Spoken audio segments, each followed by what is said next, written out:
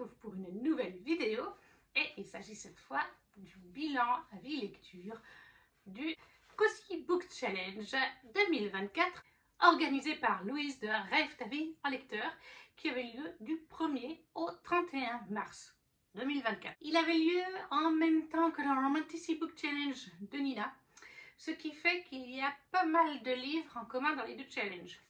J'ai déjà fait mon bilan partie 1 et 2 avec les avis lecture, donc pour le Romanticy Book Challenge il y a quelques semaines. Je vais juste vous donner le titre des catégories avec le livre et la note pour ce qui est des avis de ces livres-là. Je vous invite à aller voir ces deux vidéos. Là, pour aujourd'hui, il y aura donc 5 avis nouveaux. On commence tout de suite avec la première catégorie qui est le premier menu qui était le menu Disney. Louise avait choisi Ratatouille comme thématique pour ce menu avec la première catégorie. Tout le monde peut cuisiner. On avait un mot-clé quête, découverte de soi, réaliser ses rêves. Et j'ai mis Angélion tome 2 de Justine Tiffany aux éditions Plume Blanche. Pour les mots-clés quête, on est tout à fait dedans. Découverte de soi aussi.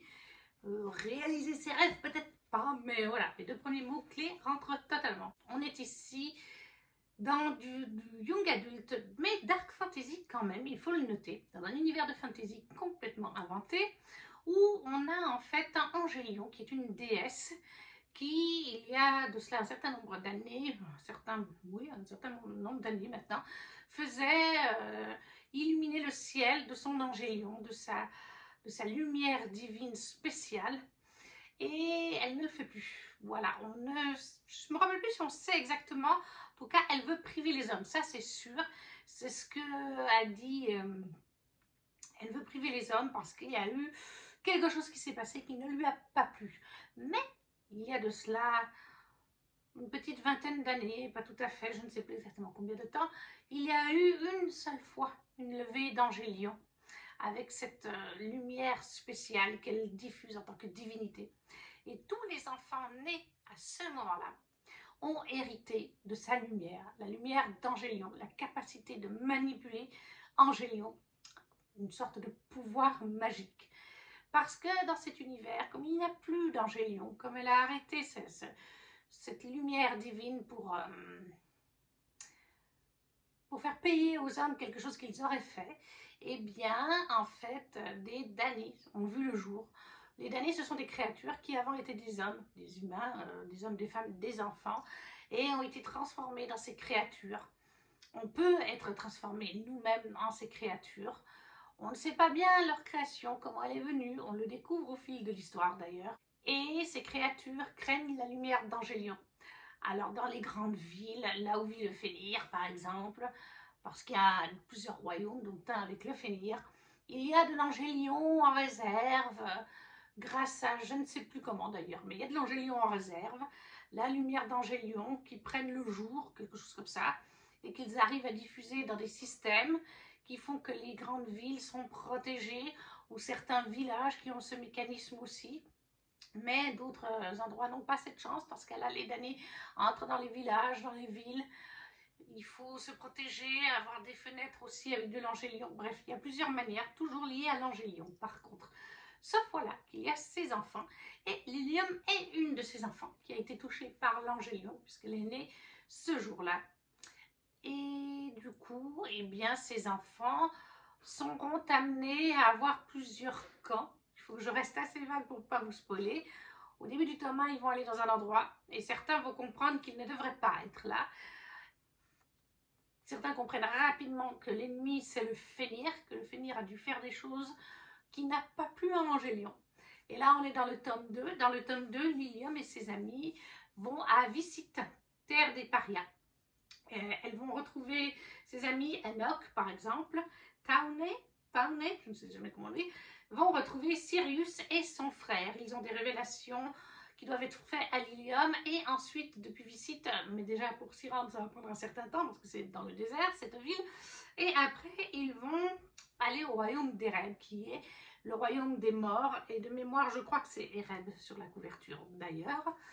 C'est le royaume des morts qu'elle dirige et là aussi, pour y aller, il va falloir faire tout un circuit. Donc il y aura Sirius, il y aura Taunay, Je ne peux pas vous dire qui ils sont exactement. Il y a Lilium, il y a Enoch, il y a le frère de Sirius, dont j'ai oublié le prénom.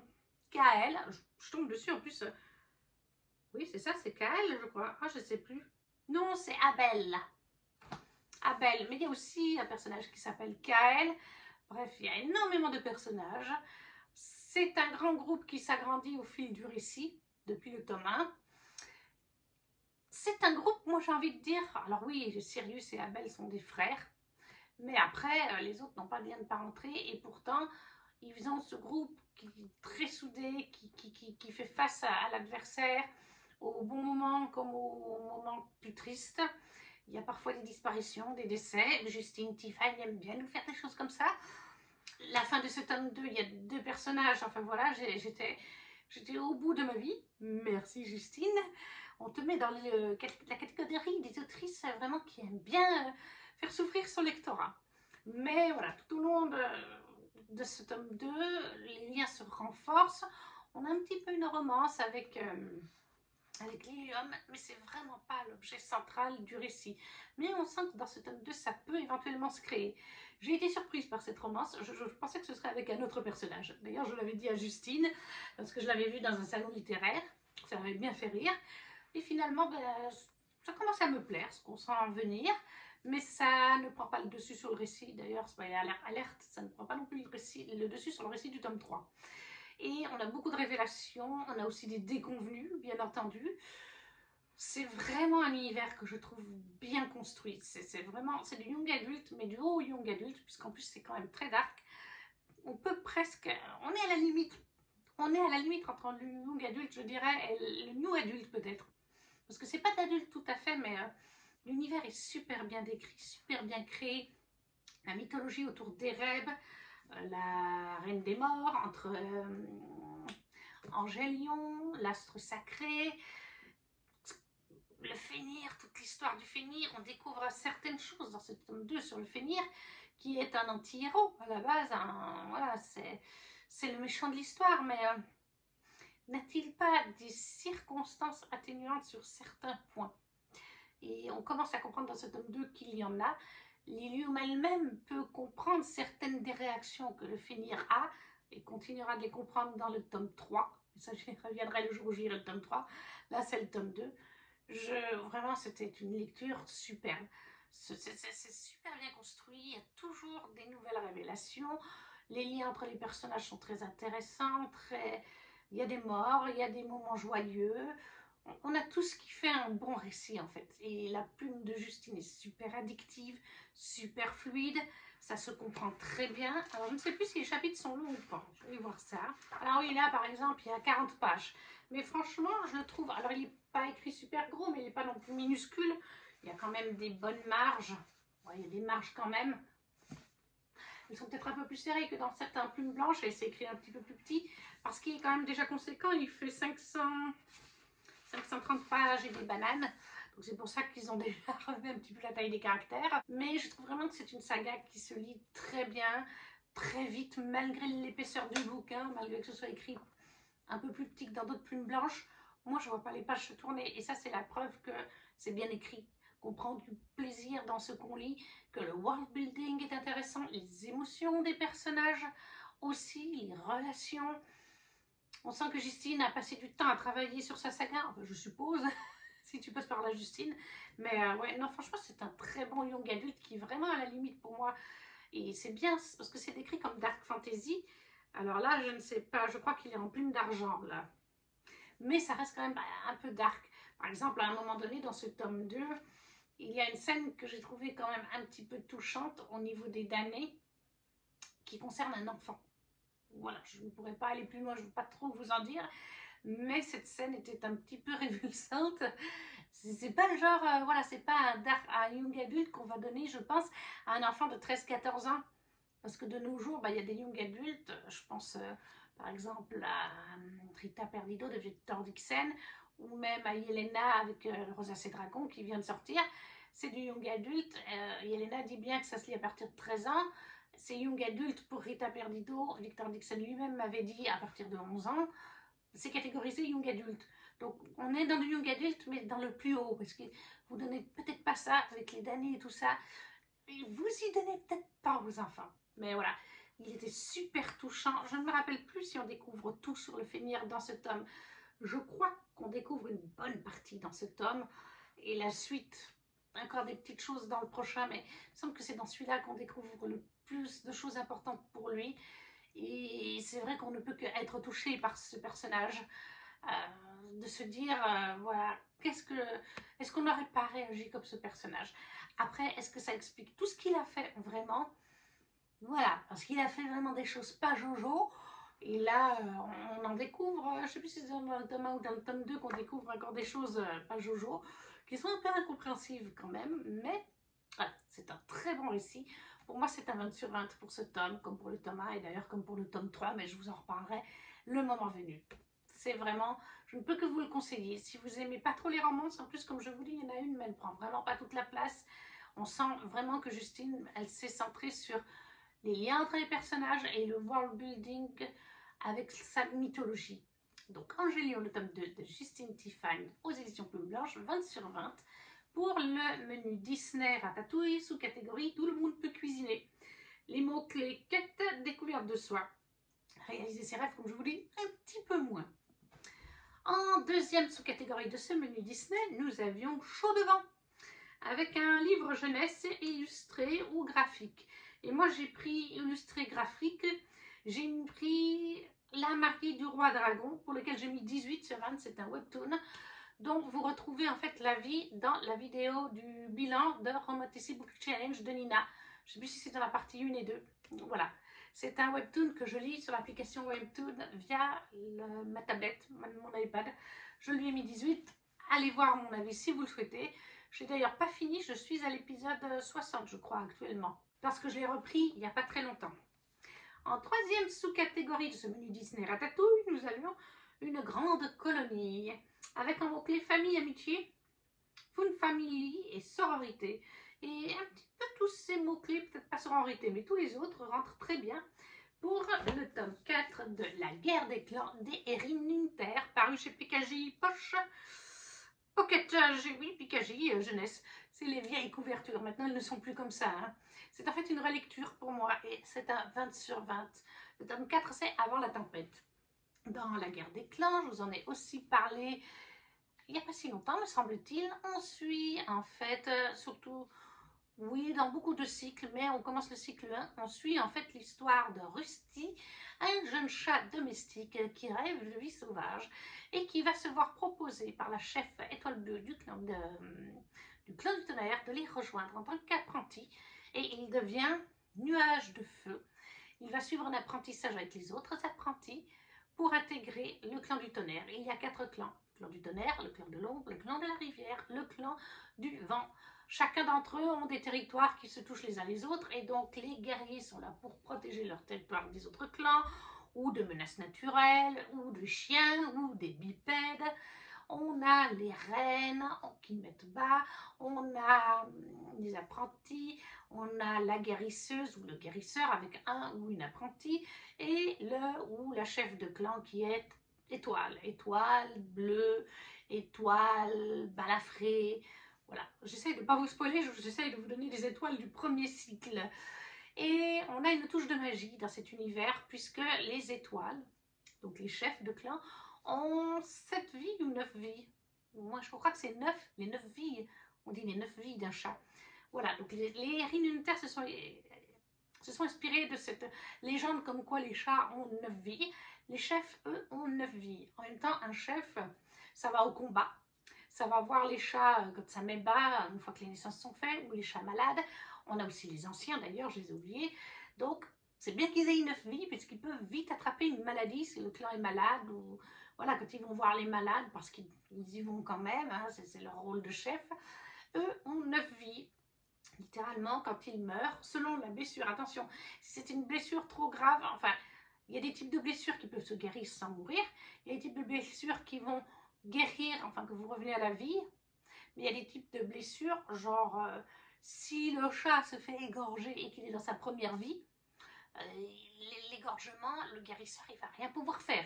Donc les 9 vies vont, à chaque fois, il va revenir à la vie quelques minutes après, pour remourir quelques secondes après, parce que voilà, ça va dépendre de la blessure, du type de blessure. Si c'est une blessure que le guérisseur va pouvoir endiguer, ou que le clan des étoiles va pouvoir endiguer. Mais voilà, si vous faites trancher la gorge, le clan des étoiles, le guérisseur ne peut rien faire, ça ne changera pas. Donc, il y a un côté magie pour ça, et il y a un côté magie pour le clan des étoiles, puisqu'en fait, lorsque les chats meurent, ils vont dans ce clan des étoiles, qui est dans les étoiles, forcément, mais qui existe vraiment, hein. C'est pas juste un conte que les chats vivants disent.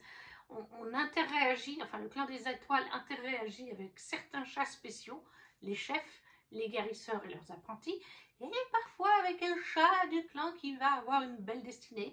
C'est par exemple le cas de Nuage de Feu, on se doute, hein, il y a tout un cycle sur lui, rien que sur lui, de 6 tomes. Et oui, donc ce clan des étoiles existe, c'est les anciens chats des 4 clans qui se retrouvent là-haut. Alors malgré tout, ils gardent quand même leur affiliation à leur clan, même si c'est une entente cordiale entre tous ces décédés qui se mélangent les uns aux autres et qui surveillent donc les vivants, qui envoient parfois des prophéties. Par exemple, dans le tome 1 du cycle 1, la guérisseuse Petite Feuille voit en fait une comète, ou pas une comète, l'autre, une météorite dans le ciel, une boule de feu, et elle interprète ça comme un signe du clan des étoiles en disant, il lui envoie un message à travers cette comète, elle est avec sa chef de clan, que le feu sauvera le clan. Voilà, on n'en sait pas plus, c'est des prophéties comme ça mystérieuses. Des fois, il les envoie en étant réveillé, parfois quand le chef, le chat élu ou le guérisseur dort, parfois même réveillé, ça peut leur arriver. Et une fois par mois, le guérisseur va, avec les autres guérisseurs, à la pierre de lune qui est dans une caverne, où il y a une espèce de cristal, un minéral, tel qu'on peut trouver dans une caverne. Ils collent leur truffe à ce minéral et ils s'endorment instantanément. Et ils sont au clan des étoiles. Ils peuvent alors échanger avec eux. C'est comme ça qu'un chef devient chef. Il va coller sa truffe pour recevoir ses 9 vies aussi. Chaque apprenti doit aussi aller une fois coller sa truffe pour aller voir le clan des étoiles, être accepté par ses ancêtres. Voilà, donc il y a tout un côté magique quand même. Et là, on était dans le tome 4. C'est dur de ne pas trop vous en dire, parce que si vous êtes intéressé, voilà, ça vous spoilerait. J'adore cette saga, c'est toujours un 20 sur 20, tout ce cycle 1, parce que on a des morts, on a des chats malades, des chats morts, on a des naissances, on a des belles histoires d'amour ou des histoires d'amour tristes, on a une sorte de Roméo et Juliette à un moment donné. Et me semble-t-il que dans ce tome-là, c'est déjà terminé depuis le tome 3, je crois. Dans ce tome 4, notre cher nuage étoile, cœur de feu, qui est maintenant guerrier depuis un sacré moment, a son meilleur ami qui est parti dans un autre clan, il se retrouve un peu tout seul. On a un décès hyper touchant, bien entendu, qui m'émeut toujours autant. C'est de la jeunesse, et pourtant quand je les ai écoutés en audio, parce que tout ce cycle-là, je l'ai écouté en audio avec Chiara et Raphaël, comme je vous dis, c'était une relecture, même pour moi, mais ça me fait toujours venir les larmes aux yeux quand il y a des décès, surtout certains décès. Surtout celui-ci, encore une fois, m'a beaucoup touchée. Voilà, c'est la vraie vie, en fait. C'est les chats malades, les chats qui décèdent, les chats qui naissent. Voilà, c'est une manière aussi d'approcher nous, notre mécanisme de vie, par le biais des chats, pour que les enfants comprennent un petit peu ces mécanismes-là. La vie, la mort, l'amour, la naissance. Voilà, c'est tout simplement. Et moi, j'adore. Je trouve que c'est super bien écrit. Moi qui suis amoureuse des chats. Y a-t-il un chat? Non, je n'ai pas de chat derrière moi aujourd'hui. Mais je ne peux qu'aimer. En plus, il y a toute cette magie, à quelque part, avec le clan des étoiles, avec les guérisseurs, avec les chefs de clan. Ça apporte un côté mystique, voilà, au récit qui me plaît beaucoup. Après, la plume est simple, bien sûr, ça reste un jeunesse. Donc, c'est le but. Les chapitres ne sont pas trop longs non plus. Mais moi, c'est toujours un plaisir. Donc, moi, c'est toujours un 20 sur 20, tout particulièrement pour ce cycle 1. Parce que là, on est dans le cycle 2, on va bientôt finir le tome 3. Et moi, j'ai relu plusieurs hors-séries, mais c'est vraiment le cycle 1. Et plusieurs des hors-séries que j'ai relus qui me touchent particulièrement. Donc, La guerre des clans, le tome 4 des Erin Hunter. Avant la tempête, chez Pocket Jeunesse. Pour le menu Disney Ratatouille, pour une grande colonie, famille, amitié, fun family, sororité un petit peu moins, on est d'accord. Ensuite, dernière catégorie de ce menu, c'était Rats des villes ou Rats des champs. Et là, il y avait ville, survie, post-apocalyptique. Et en fait, j'ai mis un livre que j'avais déjà mis, Angélion, tome 2, pour le post-apocalyptique. Et même pour survie et vie, ça va très bien. Il y a des villes, il y a de la survie. Et c'est post-apocalyptique. Alors, post-apocalyptique, non, pas vraiment. Mais ville et survie, oui, totalement, on est dedans. Donc voilà, c'était Angélion, tome 2, 20 sur 20, de Justine Tiffany, aux éditions Plume Blanche. Le deuxième menu, c'était le menu série. Cette année, Louise avait choisi pour 2024 Game of Thrones, avec la première sous-catégorie Dracarys, dragon, créature et magie. Et là, j'avais mis un livre que vous avez dans le Romantasy Book Challenge, partie 1 ou 2, je ne sais plus. C'est La malédiction des roses de K.F. Breene. C'est la saga Dark Fairy Tale chez Bookmark. Et là, j'avais mis, je crois, 18. Oui, 18 pour ce tome 1. Je vous laisse aller voir pourquoi j'avais mis cette note et mon avis. Donc, n'hésitez pas. Et là, c'était pour les mots-clés dragon, créature et magie. C'est tout pour tous les mots-clés parce que ça rentrait totalement dedans. Nous avions ensuite en deuxième sous-catégorie Valar Morgulis. Je ne connais pas très bien Game of Thrones. Nous avions Nuit, obscurité, ambiance sombre, polar, thriller. Ça va pour les mots polar, thriller, ambiance un peu sombre, nuit, obscurité, tous les mots-clés. J'avais mis de Silence et d'ombre, c'est le tome 2. Et je lui avais mis 17 sur 20. C'est de Erin Beauty, je crois, chez Lumen. J'avais beaucoup aimé le tome 1. Donc, je vous laisse aller voir. Là aussi, c'est dans mon Romantasy Book Challenge de Nina, partie 1 ou 2. Je ne sais plus, par contre, dans laquelle des deux c'est. Ensuite, nous avions en troisième sous-catégorie La main du roi. Avec un mot-clé royauté, politique, intrigue de cour. Et là, pareil, un livre qui est dans mon avis lecture, bilan lecture du Romantasy Book Challenge 2024. Le Pont des Tempêtes, le tome 2 de Daniel L. Jensen, pour lequel j'ai mis 20 sur 20. Voilà, un coup de cœur, j'adore cette saga. N'hésitez pas, encore une fois, à aller voir ses avis. Et pareil pour la catégorie de dessous, qui était Winter is coming, ça je sais, cette phrase est emblématique.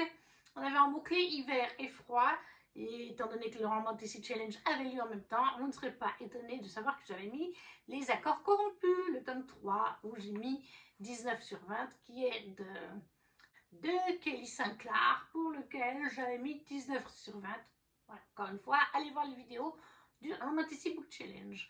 On passe au menu 3 qui était le menu des jeux vidéo. Et comme jeu vidéo, Louise nous avait mis Spiritfarer, je crois que c'est ça, avec en première sous-catégorie, Charon le Passeur, avec les mots-clés mort, deuil, esprit, fantôme. Ça, c'est un livre qui est dans ce challenge, qui est là aujourd'hui. La Voix de la Vengeance de Sacha Morage, aux éditions Plume Blanche. Un one-shot de fantasy, parce qu'on est dans un univers inventé, pour lequel j'avais mis 18 sur 20. On est ici avec Vaël. Vaël, elle a tout perdu au début du tome, au début du roman. Elle vit avec son frère, ils ont perdu leurs parents, ils n'ont plus rien, ils viennent d'ailleurs, je crois, de mémoire. Et dans cet univers, en fait, vous avez une forme de don, on va appeler ça comme ça, un don vis-à-vis de votre voix, la voix avec V majuscule. Certaines personnes dotées de ce don, donc, peuvent vous obliger à des choses, oralement par leur voix, en prenant une intonation précise, une intonation de don, de magie. Tout à coup, on va vous dire, coupez-vous le bras, vous le ferez. Tais-toi, vous n'allez plus parler. Parce que c'est un pouvoir, voilà, tout simplement. Mais dans cet univers, ces gens qui ont une voix sont contrôlés par le gouvernement, une branche politique, gouvernement, enfin, ouais, qui sont associés avec les chefs du royaume, quoi, quelque part. Et en fait, ça fonctionne par duo dans ce département. Il y a à chaque fois une voix, on prend bien sûr des voix très puissantes, et elles sont associées avec un partenaire qui, lui, n'a pas de voix, par contre, mais qui est là, je crois, pour maîtriser la voix, pour garder le contrôle sur elle. Et en fait, au début du récit, Vaël, elle possède la voix, mais elle l'a toujours cachée, et son frère le possède aussi. Et au début du récit, une voix et son acolyte totalement humain, si je peux dire, pas de magie, vont venir pour arrêter son frère. Au début, ça va pas mal se passer, mais à un moment donné, il va, par réflexe, en fait, il va vouloir protéger sa sœur. Je sais plus exactement, mais je sais que c'est lié à Vaël. Et en fait, il va utiliser sa voix. Et il va brûler littéralement la voix d'en face. Mais malheureusement, le partenaire qui est aussi bon tireur, avec des armes, je ne sais plus ce qu'il possède, un couteau ou quelque chose comme ça. Ben, bref, il sait se défendre aussi. Il n'y a pas que la voix qui sait se défendre. Et ben, il tue le frère de Vaël. Par contre, il n'en a rien à faire d'elle parce qu'elle n'est pas déclarée comme étant une voix. Donc voilà, Vaël, elle est laissée là, comme ça. C'est le meilleur pote de son frère qui va la prendre sous son aile, vivre avec elle. Ils vont commencer d'ailleurs une romance dans leur deuil. Les mois vont passer, de mémoire, il se passe quand même un bon moment. Mais Vaël est pleine de haine, elle est pleine de rancœur pour ce bureau des voix. On va l'appeler comme ça, je ne sais plus comment il s'appelle. Et surtout, elle garde une haine farouche pour ce fameux personnage qui a tué son frère. Et elle va se retrouver dans différentes situations. À un moment donné, je sais qu'elle va travailler pour une jeune femme qui ne la traite pas forcément très bien d'ailleurs. Et plus tard, elle va réussir à aller dans le bureau des voix. Elle va lier des liens, enfin je crois qu'elle est mêlée à une enquête justement avec celui qui a tué son frère, mais il ne la reconnaît pas parce qu'elle s'est coupé les cheveux et tout ça. Hein. Elle a changé physiquement. Et sa nouvelle voix, voilà, elle va enquêter avec eux, tout ça. En fait, elle va jouer les sournoises, elle va leur dire il y a une voix à capturer et tout ça. Mais en fait, elle parle d'elle-même, de mémoire, elle parle d'elle-même.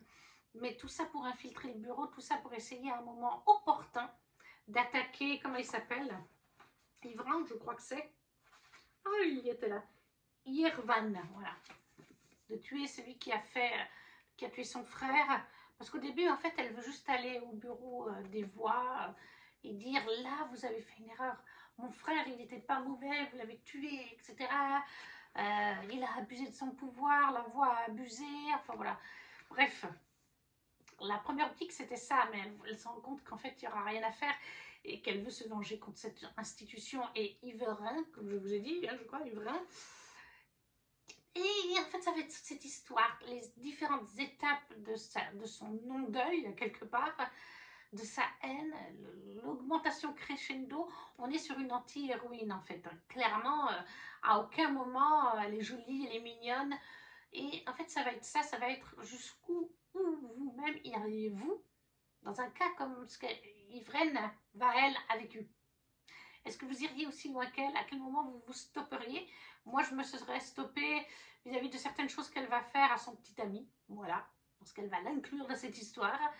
Malgré lui, et lui, en fait, il veut juste, voilà, il veut juste la soutenir, etc. Mais voilà, jusqu'où vous iriez dans ce cas-là? Est-ce que la haine va vous submerger comme Vaël? Est-ce que vous allez vous fixer quand même des limites? Est-ce que Vaël va s'en fixer? Est-ce qu'elle va aller jusqu'au bout? Ça, je ne vous le dirai pas. J'ai beaucoup aimé la fin qui pourrait clairement laisser supposer même une suite parce que le world building aussi est très intéressant autour des royaumes, autour de ces voix. On a des choses à la fin qui nous fait poser des questions qu'on aimerait bien connaître les réponses ou avoir une suite pour comprendre ça. Voilà. Donc ça, c'est la voie de la vengeance. Les chapitres ne sont, je crois qu'ils sont d'une dizaine de pages, parfois 20. Mais vous voyez, on est sur une mise en page déjà plus aérée que chez Angélion de Justine Tiffany. Hein, il y a quand même, elles sont plus grosses. Le texte est, je crois, un tout petit peu plus gros. Je vais vérifier. Non, quoique, ils font à peu près la même taille. Mais ça me paraît plus aéré que chez Justine. Après, c'était un one-shot et il est quand même pas trop gros. Il fait un tout petit peu plus de 400 pages. Donc voilà, c'est plus aéré aussi pour cette raison. Je l'ai trouvé très bon. 18 sur 20, moi, ça reste une très bonne note. C'est surtout la fin qui m'a bien tenue en haleine, qui m'a bien fait me poser des questions. Et puis tout ce côté, jusqu'où l'anti-héroïne sera prête à aller. C'est ces deux points-là qui te tiennent vraiment dans le récit. Et puis le world building qui est très intéressant. Et comme je dis, je le trouve dommage que ce soit juste pour un one-shot parce qu'on aurait de quoi faire d'autres choses dans cet univers. La plume est très bonne, très fluide, très addictive. Ça s'est lu vraiment tout seul. Voilà. Après, on sait que, vous savez ou pas, moi je lis 4, 5, 6 romans à la fois. C'est pour ça que je vais mettre tout d'un coup une petite semaine à lire un roman. Mais pour moi, ça reste peu, en fait, dans le sens où comme je lis à peu près 140-150 pages, tout dépend des soirs, et que j'ai 4 à 5 lectures différentes, bah finalement, lire un livre sur 5-7 soirs, ça reste rapide en fait. Ça veut dire que la plume est très fluide, que ça se lit tout seul, chapitre agréable. Et là, c'est totalement le cas. Donc, La Voix de la Vengeance de Sacha Morage aux éditions Plume Blanche, 18/20. Et donc ça, c'était pour le menu jeux vidéo, Spritfire, sous-catégorie chasseur. Charon le passeur, tous les mots-clés rentraient, deuil, mort, esprit... Ah non, pour les mots-clés, deuil et mort, pardon. Esprit et fantôme, non, il n'y en avait pas. Pardon, excusez-moi. Ensuite, toujours dans la catégorie jeux vidéo, nous avions Destination Caraïbes, avec île, bateau, pirate, exploration. Et là, c'est un livre que j'avais mis dans une autre catégorie, que j'ai lu dans le Fantasy Book Challenge, Le Pont des Tempêtes, le tome 2, 20/20. Je ne vais pas me répéter. Ça allait pour bateau, île et même exploration. Pirate, un petit peu moins quand même. La troisième sous-catégorie de ce menu, c'était une tasse de thé, s'il vous plaît. Et les mots-clés étaient gourmandise, retour en enfance, cozy fantasy. Et là, j'ai mis un petit peu pour retour en enfance. Cozy fantasy, parce que c'est un petit peu cozy quand même. J'ai mis la boîte à musique, le tome 1 de Gigi et Carbone, je crois que c'est ça. Oui, tout à fait. Alors, il y a un peu de poussière. C'est Bienvenue à Pandorian, chez Dupuis. On suit une petite fille qui s'appelle Nola. Elle a 8 ans. Et pour son anniversaire, elle reçoit une boîte un cadeau magnifique, la boîte à musique de sa maman, Anna. Or, ce n'est pas qu'une simple boîte à musique. Quand elle fait jouer la musique ou quand elle l'ouvre, je ne sais plus, elle se retrouve littéralement propulsée à Pandorian, un univers qui est dans la boîte à musique. Je vous mets des planches ici. Les couleurs sont vraiment très jolies. Voilà, elle va atterrir dans ce monde et découvrir que sa maman allait elle-même dans ce monde, qu'elle avait une amie en tout cas. Je ne sais plus si c'est la maman des enfants qu'elle rencontre ou la grande sœur. Bon, je crois que c'est leur maman. Et là, elle va rencontrer, elle, les deux enfants et la maman qui se souvient très bien de la maman de Nola. Nola, oui, voilà, tout à fait. Et je peux pas trop vous en dire parce que c'est une saga, c'est des tomes qui sont vraiment pas très longs. Je crois que ça fait même pas 80 pages. Non, même pas, ça fait 55 pages. Donc je vais pas trop vous en dire. Il y a un petit mystère à résoudre dans ce tome 1 par tome. Parce que pour l'instant, j'ai lu le deuxième aussi. Il y a à chaque fois un petit mystère qui se résout dans le tome. C'est sympathique. Ce que j'ai bien aimé, j'ai mis 19 ou 20. J'ai mis 19. C'est pas tout à fait un gros coup de cœur, mais petit coup de cœur. Parce que j'aime bien les illustrations, le trait de crayon, les couleurs qui sont abordées dans l'univers. C'est le genre d'illustration de couleurs que j'aime. L'histoire était sympathique. J'ai aussi beaucoup aimé parce qu'en fait, Nola, elle a perdu sa maman. Comme on le découvre au début du roman, sa maman est décédée, elle vit toute seule avec son papa. Et cette thématique est aussi abordée un petit peu au début du roman. Faire son deuil, être triste quand on perd un être cher, surtout sa maman. Autant pour le papa que pour elle. Donc ça, j'ai trouvé très bien. Ça ne dure pas de plomb parce que, comme je vous dis, on est dans une BD de 55 pages. Donc vous ne pouvez pas vous y attarder 3 ans. Mais c'est abordé. Regardez là les belles couleurs dans Pandorian. Les personnages sont sympathiques, ils sont attachants aussi. J'ai passé un très bon moment, j'y retourne avec plaisir. Et je pense que je les garderai une fois que j'aurai fini la saga. C'est pour ça que j'ai quand même mis un 19/20. Après, voilà, c'est pas un coup de cœur parfait, 20/20, parce que comme je vous dis, 55 pages. Déjà, quand je trouve qu'une BD de 70 ou 80 pages, ça va vite. 50 pages, ça va encore plus vite. Je pense cependant qu'on va découvrir des petites choses liées au fil de la saga, peut-être à sa maman. Je pense que c'est pas un hasard si sa maman allait à Pandorian et qu'elle-même peut y aller. Mais j'ai bien aimé aussi ce concept d'ouvrir une boîte à musique et d'avoir littéralement un univers fantastique, fantasy plutôt, dans la boîte à musique. C'est très original. Donc ça, c'est la boîte à musique, le tome 1. Bienvenue à Pandorian, chez Dupuis, de Gigi et Carbone. 18/20 pour la catégorie une tasse de thé, s'il vous plaît. Et je pense que c'est surtout le mot-clé retour en enfance et cozy fantasy parce que ça a un côté quand même tout doudou, tout doux. Voilà, il ne se passe pas des choses hyper méchantes. On est vraiment dans un petit jeunesse, hein, donc pas de soucis. Dernière catégorie, la dernière sous-catégorie de ce menu de jeux vidéo Spritfire, c'est Gardien de la nature. Avec un mot-clé anthropomorphisme, animaux et nature.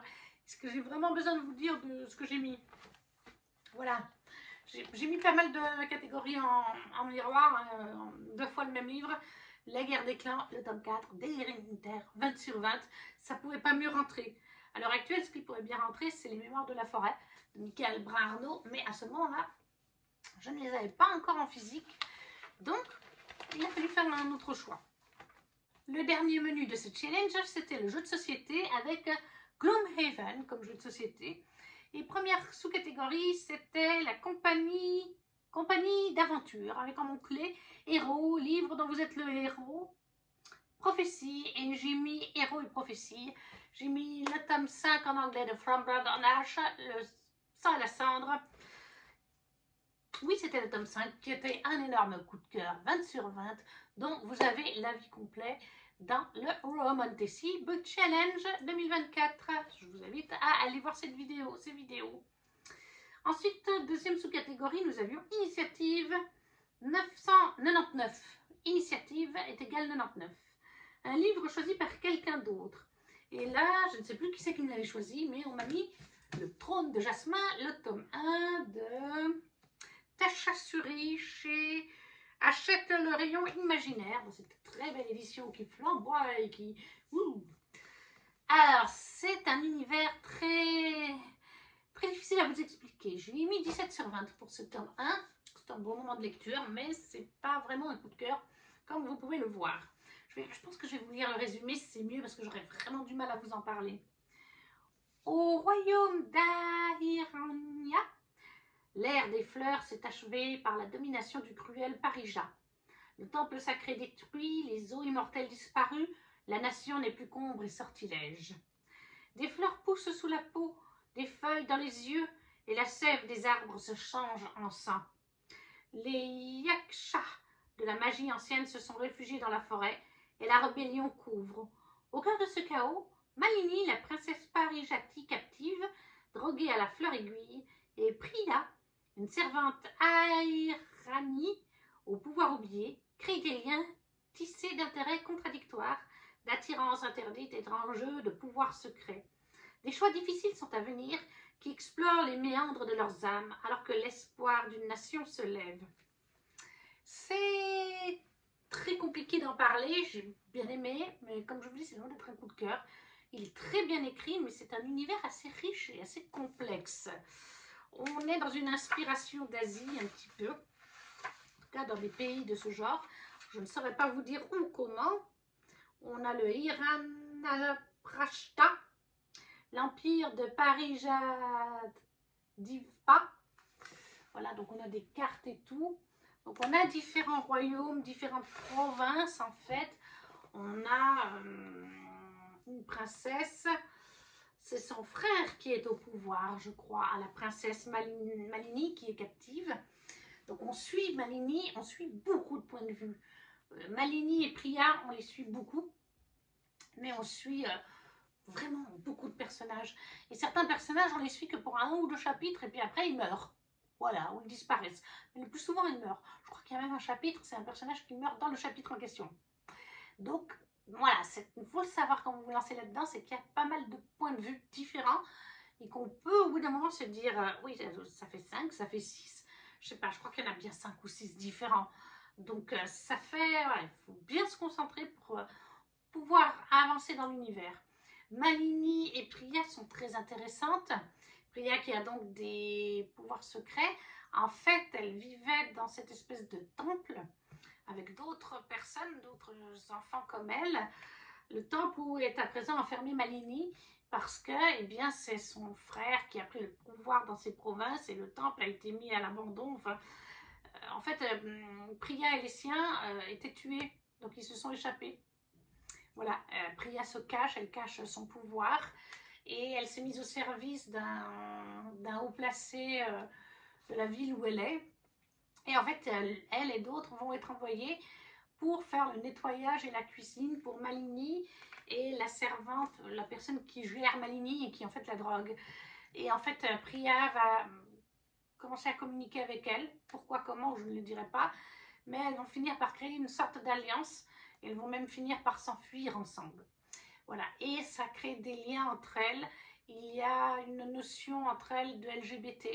Elles sont attirées physiquement, sentimentalement l'une par l'autre. Donc c'est un FF. Mais c'est très discret, ça ne prend pas la part sur le récit. Et à la fin du tome 1, de toute façon, elles sont séparées. Elles ont chacune une mission, une quête différente. Parce que Malini, elle était droguée, mais parce qu'en fait, Malini, elle a des alliés. Parce que je crois que c'est son frère qui est au pouvoir, mais il me semble qu'en fait, elle a un autre frère qui est parti s'isoler il y a des années de ça, dans un monastère, qui ne veut plus entendre parler de guerre, de pouvoir, mais que s'il revenait dans la scène, il y aurait beaucoup de gens qui s'allieraient à eux, d'autres peuples éventuellement, d'autres hauts placés, pour essayer de renverser, parce que c'est un tyran. Vous l'avez bien compris, le roi qui est au pouvoir actuellement, le frère de Malini, je me sens que c'est un de ses frères, il l'a fait droguer volontairement. C'est la dame qui s'occupe de Malini. Si elle fait ça, c'est parce que le frère, voilà, le frère le sait très bien. Elle devra peut-être normalement même mourir. Son frère la condamne pratiquement. Donc, Malini a des alliances, elle cherche à en faire d'autres pour le compte de cet autre frère. Priyan, elle aussi, voudrait que les choses changent. Elle va faire des découvertes au fil de l'histoire, je ne peux pas trop vous en dire. Et en effet, elle va découvrir un peu les rebelles, Priyan, et se mêler à eux. Là, je reste très vague, exprès, parce qu'il y a des choses qui sont des gros spoilers. C'est très intéressant, mais c'est quand même très intensif par le world building. C'est une mythologie et un world building différent de ce qu'on fait dans la plupart des fantasy par chez nous en Amérique. Et du coup, le nombre de points de vue aussi, peut-être, comme je vous ai dit, il faut s'accrocher. Donc ça reste une bonne lecture, mais c'est assez dur d'en parler aussi pour ne pas vous spoiler, parce qu'il se passe plein de choses, mais c'est très intéressant. Et c'est vrai qu'il y a ce côté maladie aussi, il y a des gens qui souffrent, ils se transforment, enfin voilà, ils ont des branches de mémoire qui leur poussent, des petites brindilles de branches qui leur poussent un peu partout sur le corps. On essaye de contrer ça avec un élixir, mais à un moment donné, quoi qu'il arrive, la personne va, je ne sais plus, je crois qu'elle se transforme en arbre ou quelque chose comme ça. En tout cas, elle ne survit pas. Et Priyan est touchée par ça parce qu'elle a pris sous son aile un petit garçon, je crois, ou un adolescent. Enfin bref, un autre personnage qu'on voit apparaître plusieurs fois d'ailleurs. C'est vraiment un univers très sympathique, très différent de ce que je lis d'habitude, mais il faut bien se concentrer. Et puis c'est une grosse brique. Hein. Il fait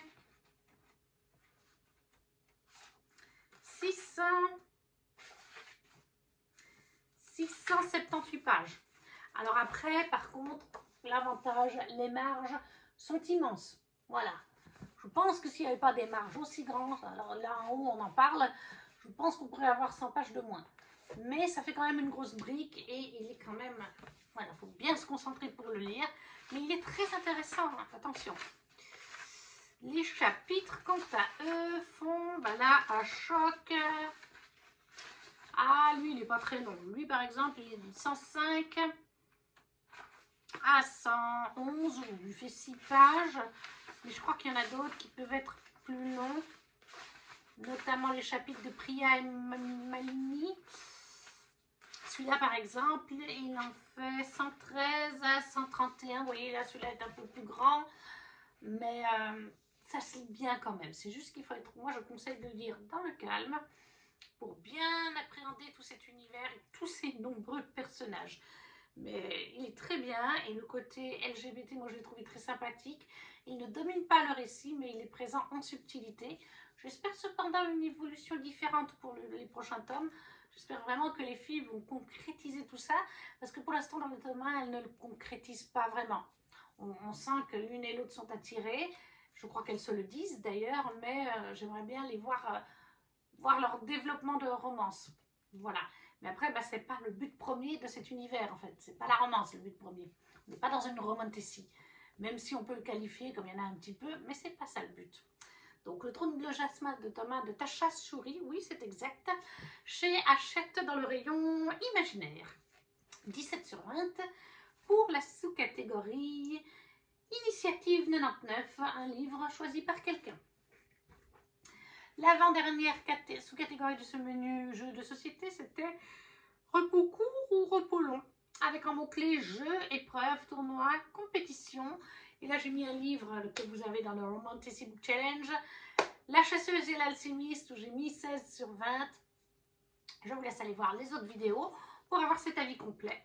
De même que pour la dernière sous-catégorie qui était Campagne Legacy, avancée dans une saga. J'avais mis La Passe Miroir, le tome 2 de Christelle Dabos. Et pour La Passe Miroir, j'avais mis 17 sur 20.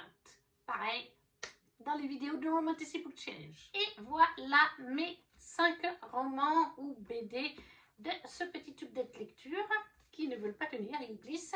N'hésitez pas à me dire en commentaire si vous les avez déjà lus ou s'ils vous font envie ou si vous participez au challenge de Louise. C'était sa 2e édition cette année. Oui, de mémoire, c'était la 2e édition.